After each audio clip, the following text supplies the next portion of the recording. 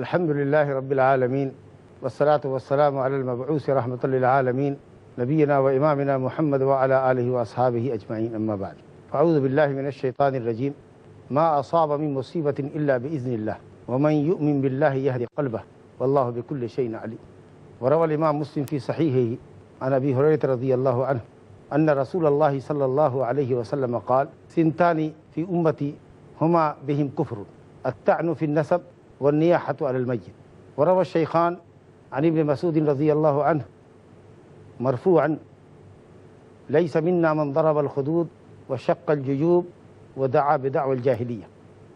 محترم سامعین و ناظرین، باب من الایمان باللہ الصبر علی اقدار اللہ۔ ایمان باللہ کا لازمی تقاضا ہے اللہ کی لکھی ہوئی تقدیر پر صبر کرنا۔ اس باب کے تحت مؤلف نے سورہ تغابن کی آیت نمبر 11 تحریر کی ہے، جو ابھی آپ کے سامنے پڑھی گئی۔ صبر، جیسا کہ آپ ہماری کسی مجلس میں سن چکے ہیں کہ دل کو گھبراہٹ سے، بے چینی سے، زبان کو شکایتی الفاظ ادا کرنے سے، اور اعضاء اور جوارے کو صبر کے منافی حرکات و سکنات کرنے سے روکنے کا نام ہے۔ اور یہ صبر اطاعت میں بھی مطلوب ہے، بغیر اس کی اطاعت نہیں ہو سکتی اللہ کی۔ گناہوں کو چھوڑنے میں بھی ضروری ہے، اور اللہ رب العالمین کے فیصلوں پر، تقدیر کے وہ فیصلے جو بظاہر آپ کے حق میں نہیں ہیں، جان و مال پہ مصیبت آئی ہے، اللہ محفوظ رکھے ہم کو اور آپ کو، تو اس پر صبر کرنا واجب اور فرض ہے۔ اور اللہ رب العالمین نے ہم کو تسلی دینے کے لیے، ہمارے دلوں کو مضبوط کرنے کے لیے اس پر عظیم اجر و ثواب کا وعدہ فرمایا۔ چنانچہ ایک مقام پر اللہ تعالیٰ نے فرمایا انما یوفی الصابرون اجرہم بغیر حساب۔ صبر کرنے والوں کو اللہ تعالیٰ ان کے صبر کا بے حساب اجر دے گا۔ اور رسول گرامی صلی اللہ علیہ وسلم نے فرمایا الصبر ضیاء، مسلم شریف میں ابو مالک اشعری رضی اللہ عنہ سے روایت ہے، صبر ضیاء ہے، روشنی ہے۔ اور صحیحین میں ابو سعید خدری رضی اللہ عنہ سے روایت ہے، رسول اللہ صلی اللہ علیہ وسلم نے فرمایا ما اعطی احد عطاء خیرا واوسع من الصبر۔ کسی شخص کو کوئی بھی عطا اور بخشش نہیں دی گئی جو بہتر ہو، جو کشادہ ہو، جو عظیم ہو صبر کے مقابلے میں۔ اگر اللہ تعالیٰ نے صبر کی قوت عطا فرمائی ہے تو یہ سب سے بہترین بخشش اور عطا ہے اللہ تعالیٰ کی طرف سے۔ صحیح بخاری میں حضرت عمر رضی اللہ عنہ کا قول ہے وجدنا خیر عیشنا بالصبر، ہماری بہترین زندگی صبر کی بدولت ہے۔ حضرت علی ابن ابی طالب رضی اللہ عنہ کہتے تھے کہ صبر ایمان کے اندر، دین کے اندر ایسے ہی ہے جیسے سر جس میں انسانی کے لیے، جو حیثیت سر کی ہے، چہرے کی ہے، گردن کی ہے، گردن کے اوپر جو ہیڈ ہے، جسم کے لیے جتنی اہمیت سر کی ہے، ویسے ہی دین کے لیے، ایمان کے لیے صبر کی۔ وہ فرماتے تھے لا ایمان لمن لا صبر لہ، جو بے صبرا ہے، جس کے اندر صبر نہیں ہے، سمجھو ایمان نہیں، ناقص مومن۔ امام احمد ابن حنبل رحمۃ اللہ علیہ فرماتے ہیں، جیسا کہ شیخ الاسلام ابن تیمیہ رحمۃ اللہ علیہ نے مجموع فتاوی میں ذکر کیا ہے کہ اللہ تعالیٰ نے صبر کا ذکر قرآن مجید میں 90 مقام پر کیا ہے۔ اس سے صبر کی اہمیت اجاگر ہوتی ہے۔ تکلیفوں پہ صبر کرنا واجب ہے، اس سے اوپر اٹھ کر راضی رہنا تقدیر کے فیصلے پر، صحت ہو یا بیماری ہو دونوں برابر ہے ہمارے لیے، یہ مستحب ہے، یہ واجب نہیں۔ اس کے لیے شریعت نے انشاءاللہ آپ کو مکلف نہیں کیا کہ آپ راضی بھی رہیے، لیکن صبر لازم ہے۔ گھبراہٹ نہیں ہونی چاہیے، بے چینی کا اظہار زبان سے نہیں ہونا چاہیے، اعضاء اور جوارے اور حرکت سے نہیں ہونا چاہیے۔ اور اس سے بھی اونچی چیز ہوتی ہے کہ شکر بھی ہو کہ اللہ تیرا شکر ہے کہ تو نے ہم کو تکلیف دی، یہ بہت اونچی چیز ہے۔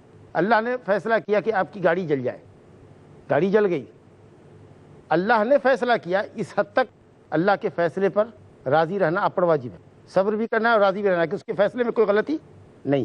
ہاں، ہماری گاڑی جل گئی، گاڑی جلی، اس پر ہم پر صبر واجب ہے۔ راضی ہونا، گاڑی جلتی نہ جلتی بات برابر ہے، یہ ہم پر واجب نہیں ہے، لیکن صبر واجب ہے۔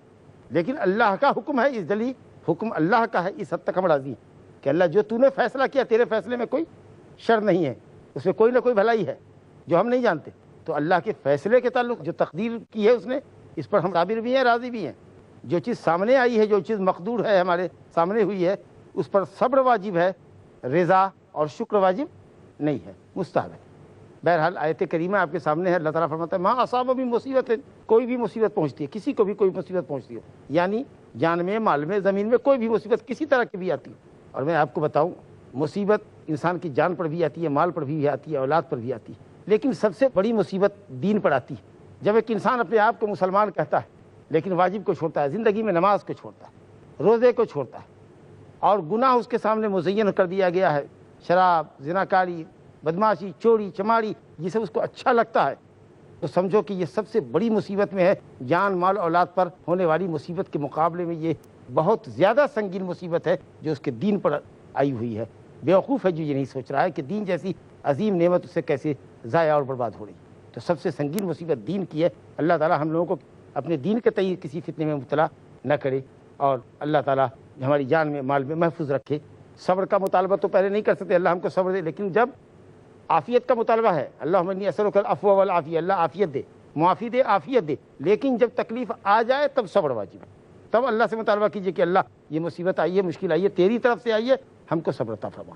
رب العالمین فرماتا ہے ما اصاب من مصیبت، جو بھی کوئی مصیبت کسی کو بھی پہنچتی ہے وہ اللہ کے اذن سے پہنچتی ہے، اللہ کے حکم سے پہنچتی ہے۔ اللہ تعالیٰ کے قضاء اور قدر کا نتیجہ، اس کے فیصلے کا نتیجہ، اس کے تقدیر کا نتیجہ جو اس نے فیصلہ کیا ہوا ہے۔ اگر یہ ایمان اور یقین ہو جائے کہ اللہ کی طرف سے ہے، تو جیسا کہ علقمہ بزرگ تابعی ہیں کہتے ہیں کہ یہ وہ شخص ہے الذی تصیبہ مصیبۃ فیعلم انہا من عند اللہ فیرضی ویسلم، یہ وہ شخص ہے جس کو مصیبت پہنچے تو یہ سمجھتا ہے کہ اللہ کی طرف سے ہے، تو راضی ہوتا ہے، سرنڈر کرتا ہے، قبول کرتا ہے۔ تو ایسا شخص اللہ کا ہوتا ہے ومن یؤمن باللہ، جو اللہ پر ایمان رکھتا ہے، یعنی یہ سمجھتا ہے کہ دل کا فیصلہ ہے، اللہ کا فیصلہ ہے، یہدی قلبہ، اللہ اس کے قلب کو ہدایت دیتا ہے، یعنی قلب کو سکون عطا فرماتا ہے، اطمینان نصیب کرتا ہے، اور قلب کی ہدایت دنیا اور آخرت کی بھلائی کا ذریعہ ہوتی ہے۔ اللہ تعالیٰ نے سورہ بقرہ آیت نمبر 155 اور اس کے بعد کی آیتوں میں کہا ہے وبشر الصابرین الذین اذا اصابتهم مصیبۃ قالوا انا للہ وانا الیہ راجعون اولئک علیہم صلوات من ربہم ورحمہ واولئک هم المہتدون۔ صبر کرنے والوں کو بشارت دیجیے، جن کو کوئی مصیبت پہنچتی ہے تو کہتے ہیں انا للہ وانا الیہ راجعون، ہم اللہ ہی کے لیے، اللہ کے دین کے لیے آئے، اللہ کی توحید کے لیے آئے، اللہ کے حکموں پر عمل کرنے کے لیے آئے، اور اللہ ہی کی طرف ہم کو بھی پلٹنا ہے۔ آج کوئی گیا ہے، کل ہم جائیں گے، آج بیٹا گیا، کل باپ گیا، پرسوں ہم جائیں گے۔ جو بھی چیز ہے وہ سب اللہ کی طرف سے ہے، اور سب اللہ کی طرف پلٹنے والی چیزیں ہیں۔ جو آدمی صبر کرتا ہے کلمے کا معنی مفہوم سمجھ کے، صرف زبان سے نہیں ادا کرتا، اس کے معنی مفہوم کو سمجھ کے مضبوط ارادے کے ساتھ تکلیفوں کا استقبال کرتا ہے اور اللہ سے مدد چاہتا ہے اس کے اوپر، تو اللہ تعالیٰ کہتا ہے اولئک علیہم صلوات من ربہم ورحمہ، اللہ تعالیٰ کی طرف سے برکتیں ہوتی ہے، رحمت ہوتی ہے، بونس پر بونس دیجیے، واولئک هم المہتدون، اور یہی لوگ ہدایت یافتہ بھی ہیں۔ ماشاءاللہ۔ تو جو کوئی تکلیف پر صبر کرتا ہے اور یہ سمجھتا ہے کہ وہ اللہ کی طرف سے ہے، تو اللہ فرماتا ہے یہدی قلبہ، اس کے قلب کو اللہ ہدایت دیتا ہے، واللہ بکل شیء علیم، اور اللہ ہر چیز کو جانتا ہے، ہر چیز کو جانتا ہے، کس کو کیا ہونا چاہیے، کس کو تکلیف ہونی چاہیے، کس کو نہیں ہونی چاہیے، اس کو اللہ جانتا ہے، اور علم بھی اس کا حکمت کے ساتھ ہے۔ کوئی بھی کام، کوئی بھی بات، کوئی بھی عمل، کوئی بھی فیصلہ اس کا حکمت سے خالی نہیں ہوتا، اس میں کوئی حکمت ہے جو آپ نہیں جانتے۔ ہو سکتا ہے آپ کے گناہوں کی سزا ہو، آپ کا کفارہ ہو، کچھ بھی نہیں ہے تو آپ کے ایمان کا امتحان ہو سکتا ہے آپ کے درجات کی بلندی مقصود ہو اللہ کے سامنے۔ بہرحال فیصلے کو، اللہ کے فیصلے کو قبول کرنا چاہیے اور اس پر صبر کرنا چاہیے، حرف شکایت زبان پہ نہیں رہنی چاہیے۔ اس کے بعد صحیح مسلم کے حوالے سے حدیث آپ کے سامنے پڑھی گئی، حضرت ابو ہریرہ رضی اللہ عنہ فرماتے ہیں کہ نبی صلی اللہ علیہ وسلم فرمایا کہ دو چیزیں ایسی ہیں جو لوگوں کے اندر کفر کا ذریعہ، یعنی کفریہ اعمال ہیں اور وہ امت کے افراد کے اندر پائی جاتی ہیں، علی العموم پائی جاتی ہیں۔ ہما بہم کفر، وہ دونوں چیزیں لوگوں کے اندر پائی جاتی ہیں اور کفریہ اعمال ہے، ایمان کے تقاضے نہیں ہیں لیکن پائی جاتی۔ اس کا مطلب یہ ہوا کہ اگر مومن کے اندر ایک دو چار خصلت کفر کی پائی جائے تو اس سے آدمی کافر نہیں ہوتا، دائرہ اسلام سے خارج نہیں ہوتا۔ ہاں ایمان کے تقاضے کے منافی ہے، ایمان واجب کے تقاضے کے منافی ہے، اس کا ایمان ڈیمیج ہے، ناقص ہے، لیکن اسلام سے خارج نہیں ہوگا وہ۔ جیسے کہ اگر اسلام کی کچھ خوبی، ایمان کی کچھ خوبی کسی غیر مسلم کے اندر پائی جائے، حیا باز ہو، سخی ہو، داد و دہیش کرتا ہو، لیکن اللہ واحد پر ایمان نہ رکھتا ہو، رسول اللہ صلی اللہ علیہ وسلم کا کلمہ نہ پڑھتا ہو، کیا وہ مومن ہوگا؟ تو ایمان کی بعض خصوصیات کا کسی کے اندر پایا جانا جس طرح اس کو مومن نہیں کر سکتا جب تک کہ اصلی ایمان نہ آئے اس کے اندر، اسی طریقہ سے جب تک کفر کی حقیقت نہ پائی جائے، آدمی واقعی کافر اور مشرک نہ ہو، اس وقت تک وہ کافر نہیں ہوتا۔ ہاں کفر کی خصلت ہے، نفاق کی خصلت ہے جو اس کو زیب نہیں دیتی ہے، اسے توبہ کرنا چاہیے اور باز آنا چاہیے۔ بہرحال کہا وہ دو چیزیں کیا ہے؟ کہا الطعن فی النسب، کسی کے نسب میں طعن کرنا، یہ اپنے باپ کا نہیں ہے، یہ فلاں خاندان کا ہے، اس کے خاندان میں یہ عیب ہے، اس طریقہ سے طعن کرنا۔ اور اسی طریقہ سے النیاحۃ علی المیت، میت پر نوحہ کرنا، رونا، چیخنا، چلانا، اس کے محاسن کو، خوبیوں کو بیان کر کے خوب چیخنا، چلانا اور واہ ویلا کرنا، یہ طریقہ جاہلیت کا طریقہ ہے۔ ایسا کوئی جملہ نہ ہو، اس طریقہ سے راگ کے ساتھ رویا نہ جائے، گایا نہ جائے، کہ جس سے لگے کہ یہ آدمی اللہ کے فیصلے پر راضی نہیں ہے اور انتہائی درجہ تکلیف کا اظہار کر رہا ہے. لیکن اگر دو چار کلمہ آدمی کہے شکایت کے لیے نہیں، اللہ اکبر، آپ مر گئے، ارے آپ کے جانے کے بعد ایک بڑا خلا پیدا ہو گیا، علمی دنیا کے اندر بھونچال آ جائے گا. اللہ آپ کے ذریعے لوگوں کو بہت ہدایت دے رہا تھا، علم کی آبیاری ہو رہی تھی، جی دعوت کا کام چل رہا تھا، امت کا بڑا نقصان ہوا، اے اللہ اس نقصان کی تلافی فرما. اس طرح سے اگر دو چار جملے کہے جائیں جو حق پر مبنی ہوں اور شکایتاً نہ کہا جائے، اللہ کے فیصلے پر اعتراض کے لیے نہ کہا جائے، تو انشاءاللہ تعالیٰ جواز کے دائرے میں ہے. اسی طریقے سے میت پر غم کا اظہار آنسو سے کرنا یہ بھی فطرت کا عین تقاضا ہے. شریعت نے یہ نہیں کہا کہ آپ آنسو نہ بہاؤ، زبردست روک لو، اگر ضبط کر لے تو بہت اچھی بات، لیکن اگر ضبط نہیں کر سکے آنسو آیا تو یہ بھی تمہاری ایمان اور دین کے تقاضے کے خلاف نہیں ہے. نبی صلی اللہ علیہ وسلم نے اپنے بیٹے ابراہیم کو گود لیا، دھڑکن تیز ہو چکی تھی، آخری ہچکیاں لے رہے تھے، نبی صلی اللہ علیہ وسلم کی آنکھ سے آنسو روا ہو گئے. بخاری مسلم کی روایت ہے، حضرت انس رضی اللہ عنہ سے. حضرت سعد نے کہا یا رسول اللہ آپ کی آنکھ میں آنسو، یہ آپ کو میں کیا دیکھ رہا ہوں؟ کہا یہ رحمت کے آنسو. صحیحین میں روایت ہے کہ نبی صلی اللہ علیہ وسلم کی ایک نواسی آخری حالت تھی، آپ نے گود میں لیا، جو دیکھا کہ بالکل کھڑکھڑاہٹ ہے اور جان لڑکھڑے پہ آ رہی ہے، اس طریقہ سے کھڑکھڑاہٹ تھی جیسے کہ خشک مشکیزے میں، پرانے چمڑے کے مشکیزے میں جسے پانی ڈالا جاتا ہے، کچھ کنکر رکھ دیا جائے اور اس کو ہلایا جائے تو جیسی کھڑکھڑ کی آواز آئے گی اس طریقے سے سانس تیز چل رہی تھی. انشاءاللہ ایک چھوٹا سا بریک لیتے ہیں، وقفے کے بعد پھر سلسلہ جاری رہے گا.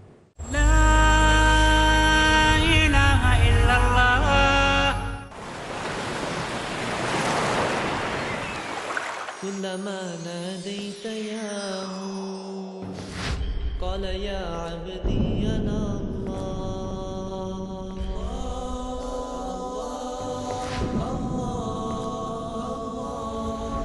معاملہ اپنی ذات کا ہو یا لوگوں سے تعلقات کا،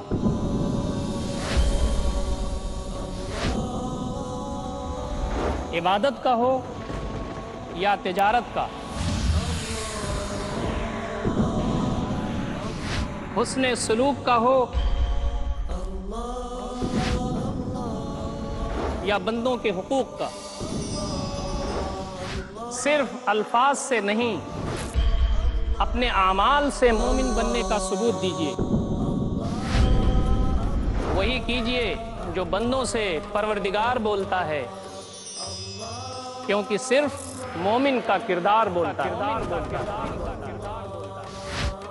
بے شک اللہ اپنے نیک بندوں کے لیے کامیابی کے دروازے کھولتا ہے، کردار بولتا ہے. ہر سنیچر شام 5:30 بجے اور دوبارہ صبح 5:30 بجے انڈیا میں پیس ٹی وی اردو پر.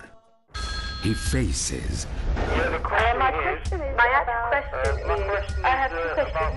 He listens. My question is about the beard, about Imam Mahdi. What other people believe in. He answers. So number one is the help of Allah. He satisfies in the light of glorious Quran and authentic Hadith. If Allah helps you, believe me, you have to get success. Catch Dr. Zakir.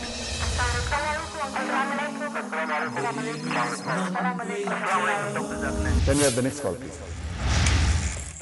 To get convincing and valid answers in Dial Dr. Zakir. ہر جمعہ رات 8 بجے اور دوبارہ صبح 10 بجے India میں Peace T V Urdu پر. اگر آدمی غور و فکر کرے تو یہ دنیا اور اس کا نظام جو سسٹم چل رہا ہے یہ کافی ہے اللہ تعالیٰ کو پہچاننے کے لیے. کلمہ طیبہ کی سرپرستی، آخرت میں نجات کے لیے بنیادی شرط توحید پر ہمارا خالص ایمان. آفاقی تعلیمات کا خزانہ، یہ کتاب فرقان ہے، سچ اور غلط کے درمیان تمیز کرنے کا یہ ذریعہ ہے. حکمت و رحمت کا سرچشمہ. اپنے نفس کے ذریعے سے اللہ تعالیٰ کو پہچانیے، پڑھیے قرآن کریم، لیجیے اس کے ذریعے سے ہدایت. شیخ عبدالہادی عمری. جسے اللہ کی معرفت حاصل ہو جائے اس کا ایمان ہوگا کہ عبادت کی جائے گی صرف ایک اللہ کی، ایک اللہ کی، ایک اللہ. سمجھیے اسلام کا وہ کامیاب نظریہ جس نے بلند کیا زندگیوں کا مقام. محاسن اسلام. اگلا پروگرام پیس ٹی وی اردو پر.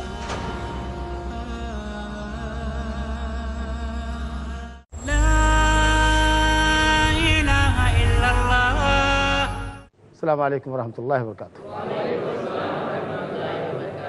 وقفے سے قبل صحیح مسلم میں حضرت ابو ہریرہ رضی اللہ عنہ کی حدیث کہ دو چیزیں کفریہ ہیں جو لوگوں میں پائی جاتی ہیں، دوسرے کے نسب پر، خاندان پر طعن و تشنیع کرنا اور میت پر نوحہ خوانی کرنا، یہ کفر کے اعمال ہیں، لیکن آدمی سے کافی نہیں ہوتا۔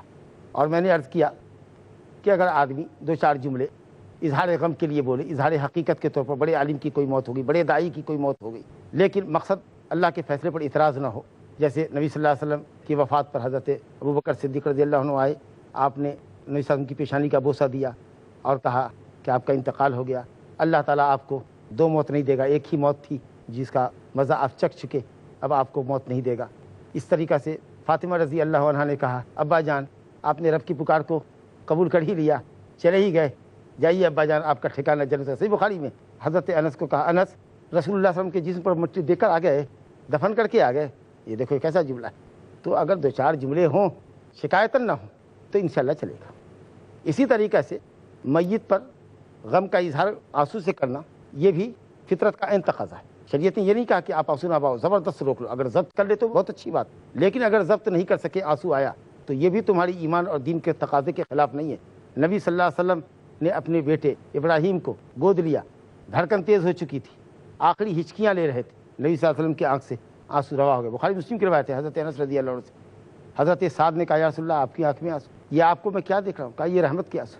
صحیحین میں روایت ہے کہ نبی صلی اللہ علیہ وسلم کی ایک نواسی آخری حالت تھی، آپ نے گود میں لیا، جو دیکھا کہ بالکل کھڑکھڑاہٹ ہے اور جان لڑکھڑے پہ آ رہی ہے، اس طریقہ سے کھڑکھڑاہٹ تھی جیسے کہ خشک مشکیزے میں، پرانے چمڑے کے مشکیزے میں جسے پانی ڈالا جاتا ہے، کچھ کنکر رکھ دیا جائے اور اس کو ہلایا جائے تو جیسی کھڑکھڑ کی آواز آئے گی، اس طریقہ سے سانس تیز چل رہی تھی، ہچکی بدی ہوئی تھی۔ ففاضت عینا، نبی صلی اللہ علیہ وسلم کے آنسو روا ہو گئے۔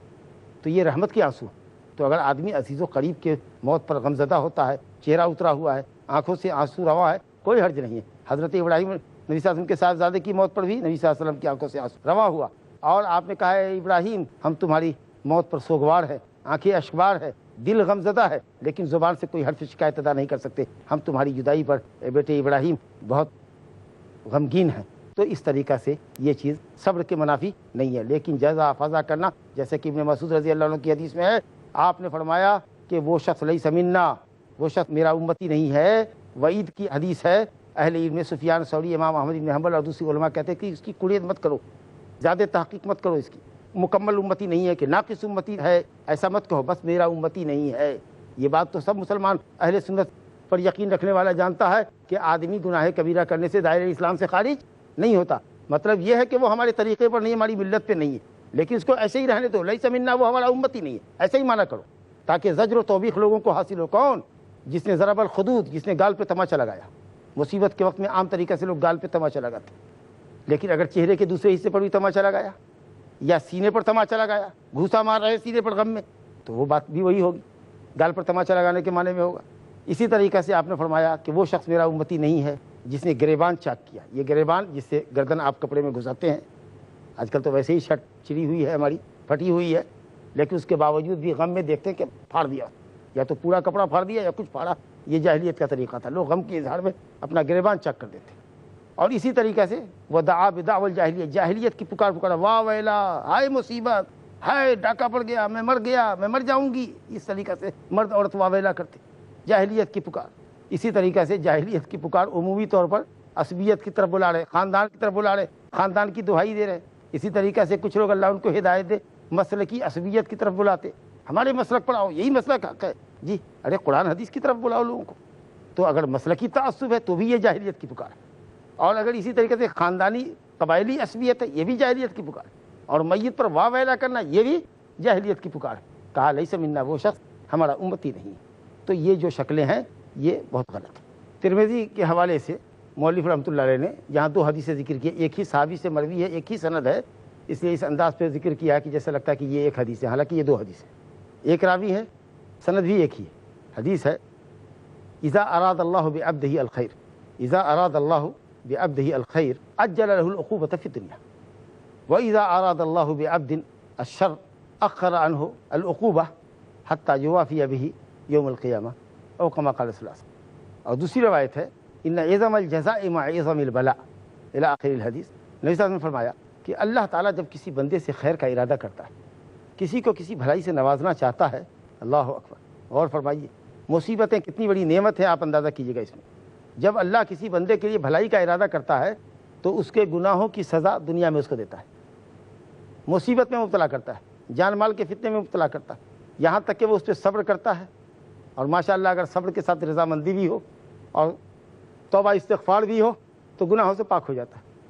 ایک حدیث ہے کہ آدمی گناہوں سے پاک ہو جاتا ہے مصیبت پر صبر کرنے کی وجہ سے، یہاں تک کہ وہ ایسا ہو جاتا ہے کہ زمین پر چل رہا ہے اور اس کا کوئی گناہ نہیں۔ لیکن جب اللہ تعالیٰ کسی بندے کے لیے شر کا ارادہ کرتا ہے تو اللہ رب العالمین اس کی سزا کو مؤخر کر دیتا ہے قیامت کے لیے۔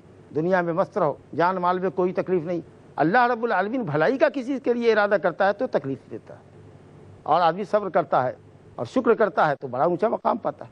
اس امام ابن تیمیہ رحمۃ اللہ علیہ فرماتے ہیں کہ حدیث سے معلوم ہوا کہ مصائب نعمت، کیونکہ گناہ کا کفارہ ہے، درجات کی بلندی کا ذریعہ ہے، اور اگر آدمی سے توبہ استغفار کرے، اللہ کی طرف زیادہ مائل ہو تو اور بھی ثواب بڑھتے۔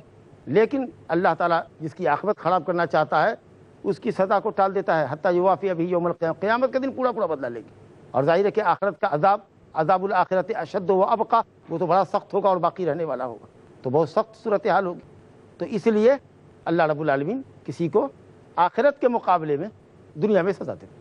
ان عذاب دنیا اہون عند اللہ من عذاب الآخرہ، حدیث ہے کہ دنیا کا عذاب اللہ کے پاس آخرت کے عذاب کے مقابلے میں بہت ہلکا ہے۔ دنیا کا عذاب اللہ کے پاس آخرت میں جو عذاب ہوگا اس کے مقابلے میں انتہائی ہلکا ہے۔ اس لیے بعض صحابہ کی زندگی میں یہ ہے کہ اگر کوئی گناہ کرتے، بدکاری ہو گئی، زناکاری ہو گئی، آئے اور کہا یا رسول اللہ ہم کو سزا دیجیے، تو یقیناً اچھی بات تو یہ ہے کہ آدمی اللہ تعالیٰ اپنے فضل سے انسان کو دنیا میں بھی محفوظ رکھے اور آخرت میں بھی محفوظ رکھے۔ ہم کو دعا سکھائی گئی، اللہم انی اسألک العفو والعافیۃ فی الدنیا والآخرہ، عافیت یہاں بھی حاصل ہو اور آخرت میں بھی حاصل ہو۔ لیکن یہ مقابلے تقابل ہے، کمپٹیشن ہے، کہ اگر آخرت میں سزا دینے والا ہے اللہ رب العالمین تو اس سے کہیں بہتر ہے کہ ایسے بندے کو اللہ تعالیٰ دنیا میں سزا دے دے اور گناہوں سے پاک کر دے تاکہ اس کی آخرت بچ جائے۔ اللہ اکبر، بڑی زبردست بات کہی گئی۔ لیکن اگر اللہ تعالیٰ دنیا میں بھی عافیت دے، آخرت میں عافیت دے، اور یہ عافیت کا سوال ہم اپنے لیے، آپ سب کے لیے، امت کے لیے کرتے ہیں کہ اللہ تعالیٰ امت کو محفوظ رکھے، جان میں، مال میں، دین میں اللہ تعالیٰ محفوظ رکھے، تو یہ تو بہت اچھی بات ہے۔ لیکن اگر کسی کو آخرت میں وہ عذاب دینا چاہ رہا ہے، اس کے مقابلے میں دنیا میں عذاب دے دے تو یہ بڑی اچھی بات ہوگی اس کے حق میں، اور یہ مصیبت اس کے حق میں نعمت ہوگی اور باعث رحمت ہوگی۔ اسی طریقے سے رسول گرامی صلی اللہ علیہ وسلم نے فرمایا، ان عظم الجزاء مع عظم البلاء، جس قدر مصیبت سنگین ہوگی اسی قدر اجر و ثواب بھی بہت بڑھے گا۔ اللہ، ظاہر ہے کہ ایک شخص کو کانٹا چبھا پاؤں میں، اس پر صبر کیا تو ثواب ہے، لیکن کسی کی ٹانگ ٹوٹ گئی، اس پہ صبر کیا تو کیا ثواب برابر ہونا چاہیے؟ نہیں، اللہ تعالیٰ عادل و منصف ہے، جس کی ٹانگ ٹوٹی ہے اس کو صبر کرنے کا زیادہ ثواب ملے گا کانٹا چبھنے کے مقابلے میں۔ تو جس کو جس قدر زیادہ تکلیف ہوتی ہے وہ اس پر صبر کرتا ہے تو اسی حساب سے اس کو اجر و ثواب اللہ کے پاس زیادہ ملتا ہے۔ اللہ کے سب سے محبوب بندے کون ہوتے تھے؟ انبیاء کرام، اور انبیاء کرام کو سب سے زیادہ تکلیف ہوتی تھی۔ نبی صاحب سے پوچھا گیا، ای الناس اشد بلاء، کہ سب سے زیادہ مصیبت میں مبتلا کون ہوا یا رسول اللہ؟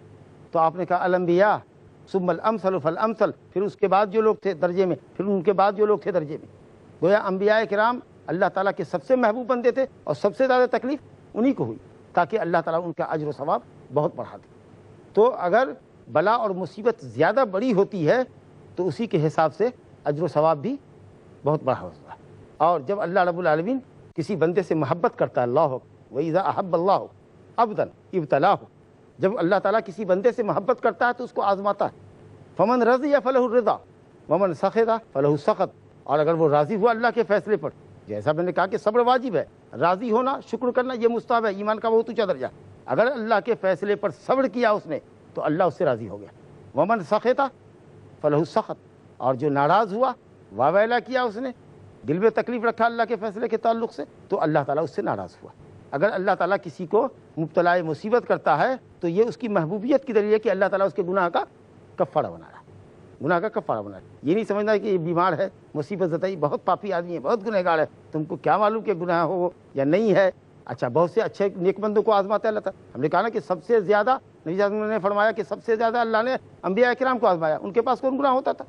ان کے درجات کو بلند کرنے کے لیے اور امت ان کو اپنے لیے اسوہ اور نمونہ بنائے کہ یہ اتنے اچھے لوگ تھے انبیاء کرام، اور تب اللہ نے ان کو مشکلات سے دوچار کیا ہے، دشمنوں کو ان پر مسلط کیا، جسمانی تکلیف میں بھی مبتلا ہوئے۔ نبی صلی اللہ علیہ وسلم کو بخار آتا تھا 2 آدمی کے جیسا بخار، نبی صلی اللہ علیہ وسلم کو بخار آتا تھا 2 آدمی کے جیسا بخار۔